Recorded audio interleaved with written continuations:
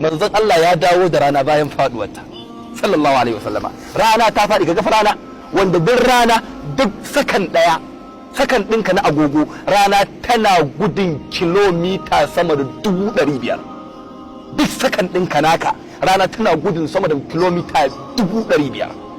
amma tazarar la'asar zuwa magariba rana ta faɗi, annabi ya ce ta dawo. A wannan lokacin duk wani agogon da yake duniya sai da Allah ya tsayar da shi.